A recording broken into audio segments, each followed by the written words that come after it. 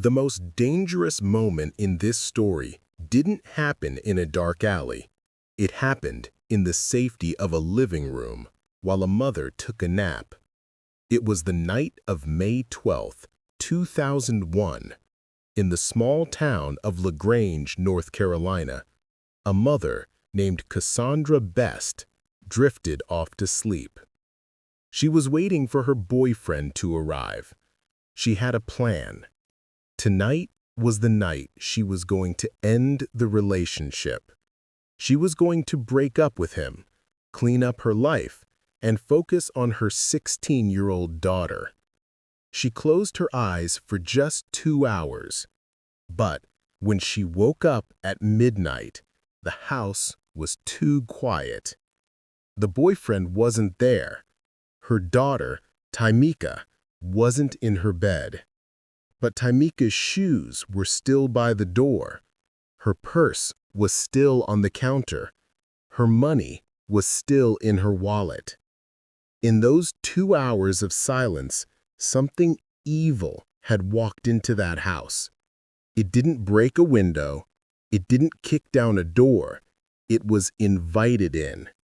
And while a mother slept in the next room, a monster quietly erased her daughter from the face of the earth.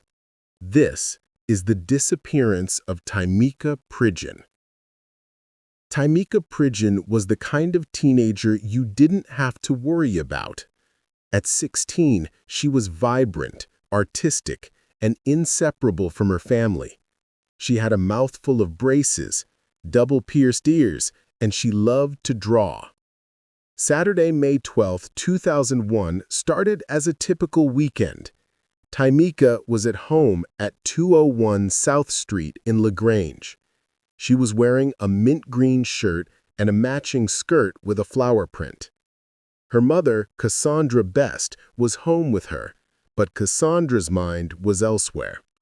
She was focused on her boyfriend, a man named Earl Mercer Moore. To the outside world, Eric seemed like a normal boyfriend, but the relationship had run its course. Cassandra had made up her mind. Tonight she was going to end it. She was going to tell him it was over. At around 10 p.m., Cassandra spoke to Eric on the phone. He told her he was on his way over. He said, "I'll be there in 5 minutes." Timeka was in the living room. It was 10:15 p.m. This is the last confirmed time anyone saw Timeka Pridgen alive. Waiting for a breakup conversation is stressful. Cassandra decided to rest her eyes for a moment while she waited for Eric's headlights to appear in the driveway. She lay down, and the exhaustion took over. She fell asleep. The timeline here is razor thin. Cassandra fell asleep shortly after 10:15 p.m. She woke up around midnight. That is a window of less than 2 hours. When Cassandra woke up, the house felt wrong. The silence was heavy. She got up and checked the driveway. No car. Eric wasn't there. She assumed maybe he had come, seen her sleeping, and left. Or maybe he never showed up at all. Then she checked Timeka's room. Empty. At first, the panic wasn't full-blown. Teenagers sneak out. Maybe she went to a neighbor's house. But as Cassandra walked through the house, the clues started to scream at her. Timeka's purse was there.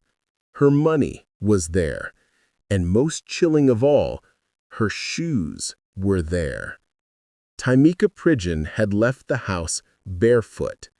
No 16-year-old girl runs away without her shoes.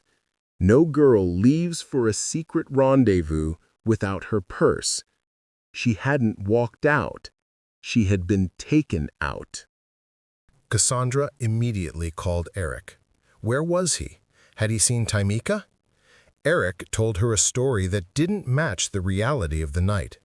He claimed he wasn't there. He said he had gone to his mother's house in Greenville to celebrate Mother's Day. He acted confused. He said he would come over to help. When police arrived, they made the mistake that plagues almost every missing teen case. They looked at a 16-year-old girl, saw an empty bed, and wrote down one word: runaway. They theorized she had gone to Goldsboro to be with friends. They told Cassandra to wait.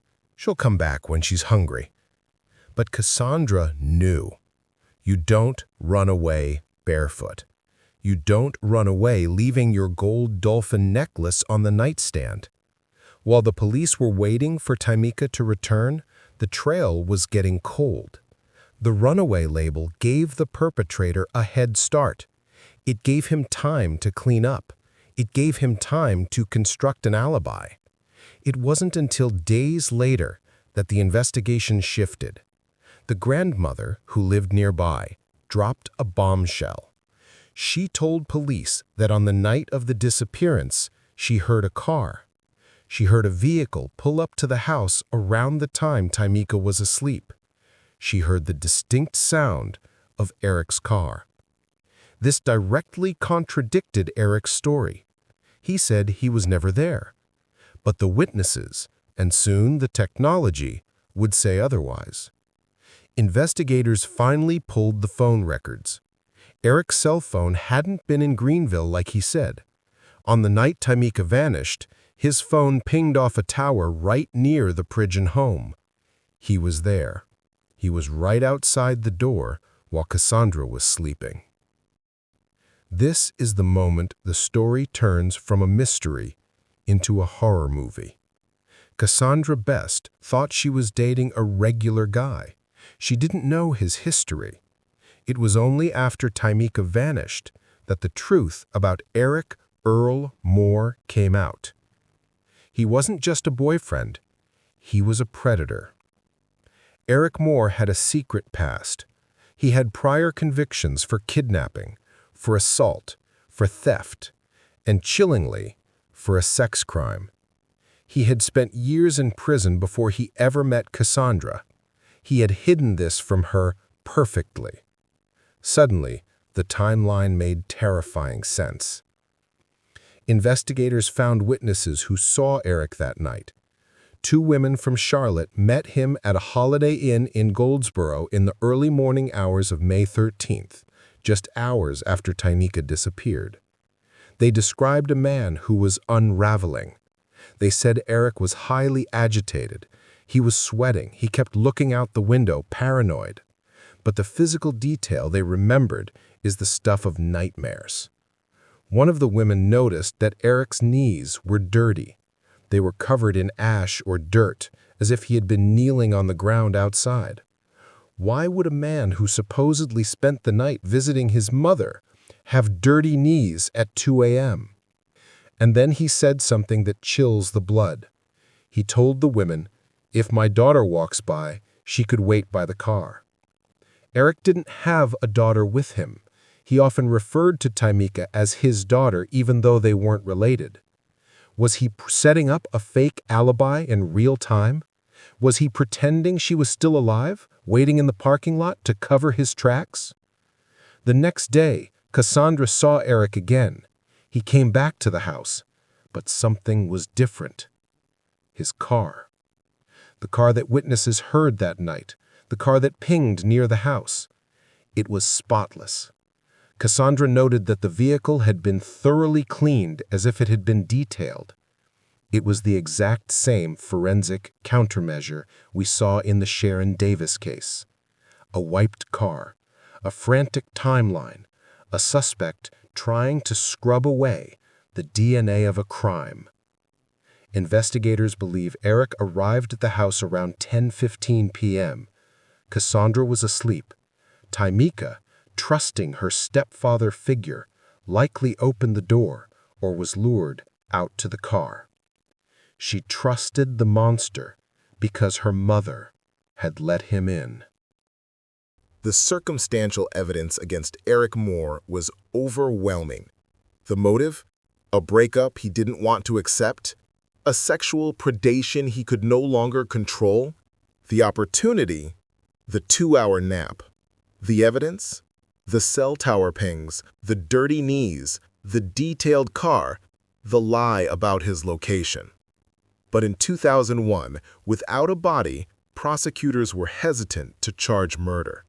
They needed Timeka, and Earl Moore knew where she was, and he wasn't talking. He was a career criminal. He knew how to withstand an interrogation. He denied ever being at the house. He denied knowing where she was. He didn't stay free forever, though. In 2006, the monster surfaced again.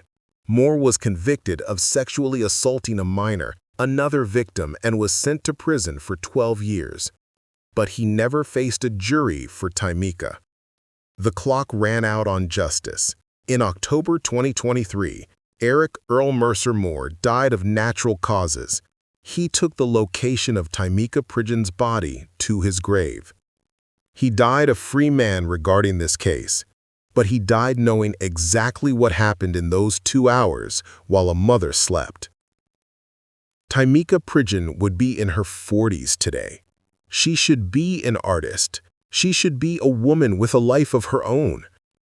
Instead, she is a cautionary tale about the people we trust.